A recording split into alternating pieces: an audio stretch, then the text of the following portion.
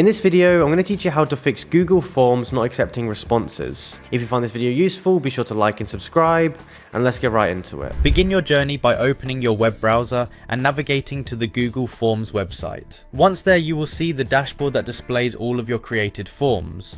At this point, take a moment to review the list of available forms and select the one that requires your attention. This step is critical because it directs you to the proper workspace where you can make necessary adjustments.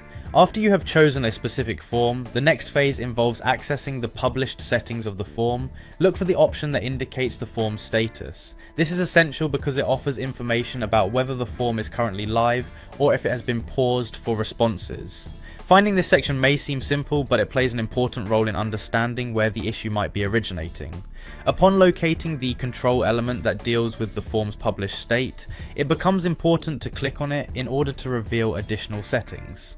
Once you are in the published settings, you will now need to find and click on the control that specifically indicates that the form is accepting responses.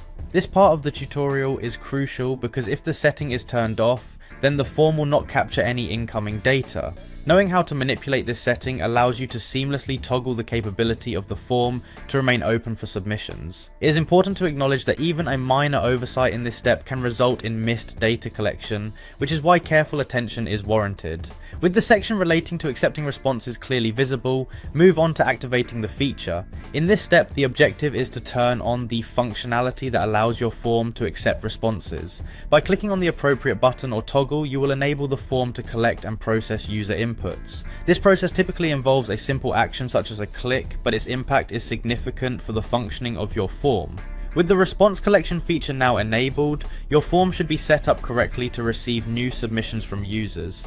In summary, you have successfully navigated through the process of opening Google Forms, selecting the desired form, and making your way into the published settings. After identifying the control for accepting responses, you activated that setting, ensuring that your form is once again capable of collecting responses as intended.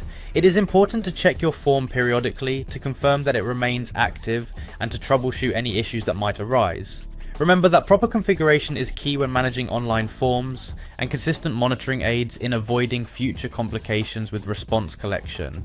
Enjoy the increased functionality and reliability of your Google form, and thank you for following this step-by-step guide.